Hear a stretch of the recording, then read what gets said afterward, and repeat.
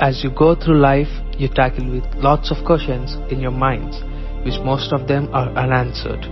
To know the answers for the questions you have, you need to put lots of efforts, because a life is shaped by the answers to the questions you have. But if you think every word that comes your way is correct, then you will end up in a wrong way. To have many questions in life is a great thing, but you have to work hard to find valuable answers to your questions. Science and religion have many explanations and ideas and beliefs, but yet we have many more questions about life, universe, philosophy, psychology. When it comes to the mysteries of our universe and human life, the biggest mysteries that many are curious but also clueless about is death. Religions have called death the only truth and afterlife as a gift or curse that we get depending on our conduct on this planet. Is heaven for real as religion claims, or heaven is just an illusion? Resuscitated people sometimes defy what's thought to be possible. They claim to have seen and heard things, though activity in their brains appears to have stopped. Whenever we come into the discussions of life after death, there are people who claims to have seen heavens and returned to their bodies. This incident is called as NDE, near-death experience. Resuscitated or NDEs people often go through the experience of seeing light, going into different dimension, and feeling something that isn't felt before in lives. They experience the sensation of floating up and viewing the scene around one's unconscious body, spending time in a beautiful other world realm, meeting spiritual beings, some call them angels, and a loving presence that some call God, encountering long-lost relatives or friends, recalling scenes from one's life, feeling a sense of connectedness to all creation, as well as a sense of overwhelming, transcendent love, and finally being called reluctantly away from the magical realm and back into one's own body. Books about NDEs, the bestsellers: 90 Minutes in Heaven 2004, about the Christian pastor who ascended to God after a car wreck; Heaven is for Real 2010, about a child who sees heaven during surgery; and Proof of Heaven by a Duke-trained neurosurgeon who traveled to heaven in 2012, all following the same storyline.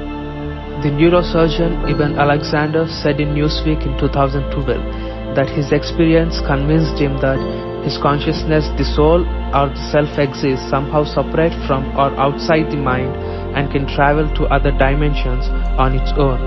This world of consciousness beyond the body, he wrote, is the true new frontier, not just of science but of humankind itself. And it is my profound hope that what happened to me will bring the world one step closer to accepting it. Raymond Moody, who wrote Life After Life in 1975, one of the first popular books about NDEs, told CNN in 2013 that among people who have had such experience, conviction about an afterlife transcends the particulars of religion. A lot of people talk about encountering a being of light. He said Christians call it Christ. Jewish people say it's an angel. I have gone to different continents, and you can hear the same thing in China, India, and Japan about meeting a being of complete love and compassion. Moody was one of the founders of the International Association for Near-Death Studies, a group devoted to building global understanding of such experience. Probably religious people might accept the experience of these NDEs of seeing heavens or some kind of light or floating into other realm. They could possibly believe in heaven, but science says the light sensation of people after death or near to death is because Andrew Newberg believes, a neuroscientist believes, the light that NDE so frequently described can be easily explained.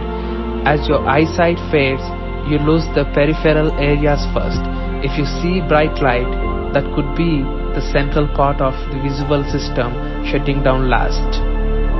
When people die, two parts of the brain that usually work in opposition to each other act cooperatively. The sympathetic nerve system, a web of nerves and neurons that run through the spinal cord and spread to virtually every organ in the body, is responsible for arousal or excitement. It gets you ready for action. The parasympathetic system, with which the sympathetic system is entwined, cleanses you down and rejuvenates you. In life, the turning of one system promotes the shutting down of the other.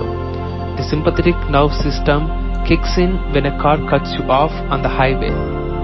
The parasympathetic system is in charge as you're falling asleep. But in the brains of people having mythical experience and perhaps in death, both systems are fully on, giving a person a sensation both of slowing down, being out of the body, and if seeing things vividly, including memories of important people and past events. It is possible Newberg asserts, though not at all certain, that visions of heaven are merely chemical and neurological events that occur during death. According to Roger Penrose, British physicist, consciousness is nothing but the information is stored at a quantum level. Penrose found the evidence that this quantum information is carried by a structured component of human cells. These structured components are protein-based microtubules. This quantum information stored at the subatomic level. When a person temporarily dies, the quantum information released into the universe from the microtubules. We have some after-death theories: parallel universe theory, cosmic theory, dimension theory. Let's look into these theories.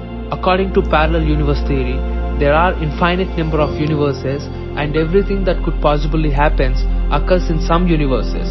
Your death may have caused because of some circumstances, decisions taken by you or other, but in many other parallel universes, you might be alive. Cosmic theory. Our consciousness belongs to our individual body. Therefore, when we die, our consciousness returns to the cosmos. Dimension theory. After death, consciousness moves into higher dimensions. It means we live in the same world after death. But people can't interact with dead people because people who are alive in the lower dimensions, as we with our body, has limited three-dimensional worlds. So, how can people see magical realm outside body after their brain shuts down? How does the consciousness of humans work? Kelly interviewed the people who have gone through the experience of seeing magical world. She argues could suggest explanations for the afterlife. If our conscious experience totally depends on the brain, then there can't be an afterlife. When brain is gone, the mind is gone. But it's not that simple. Even when the brain seems to be virtually disabled, people are still having this experience. Yet science not yet found how our consciousness comes into our mind. Where it goes yet, it's a question to all of us, still unanswered. Now let's look into the religious view of life after death. Hinduism. The eternal, infinite and all-pervasive principle of Brahman alone is real, and the acquisition of cosmic consciousness allows humans to become one with it. The individual soul, Atman, is merely a particle of this cosmic principle. The relationship being likened to that between air temporarily trapped in an earthen jar and endless space, without, or to that between a particular wave and the ocean as a whole.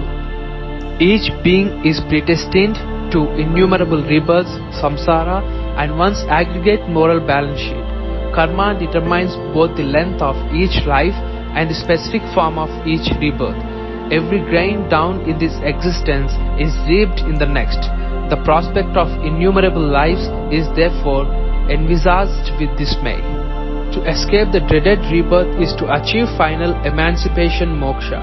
Life everlasting, at least of the type already sampled, is the last thing a Hindu would aspire to.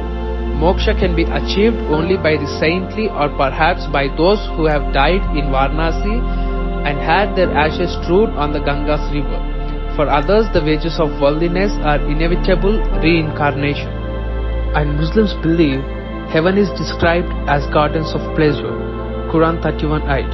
Akhira is the word Muslims use to refer to life after death. Belief in afterlife encourages Muslims to take responsibility for their actions because Allah will punish or reward them accordingly. They believe that life which was given by Allah is test. Most Muslims believe that soul will enter barzakh, a state of waiting until the day of judgment. An Azrael, angel of death, will take away the soul of dead person. Allah will send two angels to question. If the soul answers the questions asked by angel correctly, soul can sleep during barzakh. and soul which not answered correctly will be tormented by angels. Christians believe in afterlife because Christ has promised them to give a better world where you cannot go through all kind of hardships which you experienced on earth. No diseases, no sorrow, no political dramas, no killing, no trying to pull someone down, no hatings, no sin, but an everlasting happy life to only who were forgiven by Christ. Bible claims that everything in this world is created by God Himself. Everything, including the consciousness. 2 Corinthians 5:18. All things are of God. God created our consciousness when He gave you the abilities of self-awareness and rational thinking. Conscience meaning. Science comes from a Latin scare meaning knowledge. Con means with. So we are thinking with knowledge. But as Luther said, it is neither right nor safe to act against conscience. Consciousness might be violated by your choices taken in life. Romans 2:15. Christians believe violating one's conscience is a sin. Consciousness sometimes are not trustworthy. Consciousness only trustworthy when it does not lead us to choose our will over God's will, because bad person does have a consciousness. Scientists believe that consciousness is made of microscale quantum physics events and other spooky actions at a distance somehow fluttering inside our brains and generating conscious thoughts. But we do not have proper evidence that this statement is true. Our consciousness might misinform. Then we seek the reasons for this misinformation. Colossians 1:15-21. Who is the image of invisible God, the firstborn of every creature, for by Him all things are created, that are in heaven and that are in earth, visible and invisible. As God speaks of Him, verses 15-17, He is the image of invisible God, not as man was made in the image of God.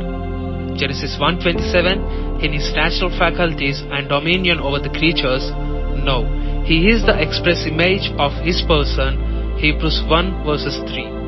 He is so image of God as the Son is the image of His Father, who has a natural likeness to Him, so that he who has seen Him has seen the Father, and His glory was the glory of the only begotten of the Father.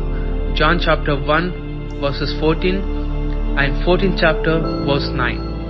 He is the firstborn of every creature, not that He is Himself a creature, for it born or begotten before all the creation or before any creature was made, which is the scripture way of representing eternity, and by which the eternity God is represented to us. I was set up everlasting from the beginning, or ever the earth was when there was no depth, before the mountains were settled, while as yet He had not made the earth. Proverbs 8 verses 23-26, it signifies His dominion over all things. As the firstborn in a family is heir and Lord of all, so He is the heir of all things. Hebrews 1:2.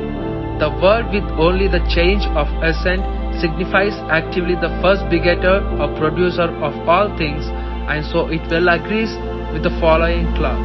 He is so far from beginning Himself a creature that He is the creator, for by Him were all things created which are in heaven and earth, visible and invisible. He made all things out of nothing, the highest angel in heaven as well as men upon earth. He made the world, the upper and lower, with all inhabitants of both. All things were made by Him, and without Him was not anything made which was made. John chapter 1 verse 3. If scientists can believe in the theories that changes by time, I'm absolutely not ashamed of putting my faith in Bible, which stands same forever without any changes, which gave me more understanding about everything I wanted. I may not believe in those heavens which seen by humans, of course, other than Paul, but I do believe in life after death, which Christ promised me, because He died for my sins and entire world to save us from the life which filled with lots of distraction, which only gives temporary satisfactions than actual joyful life up in the skies. By faith, by understanding the actual truth of universe and life, I accept and believe that God is the author of everything in this world. Therefore, heaven is not an illusion. Heaven is real.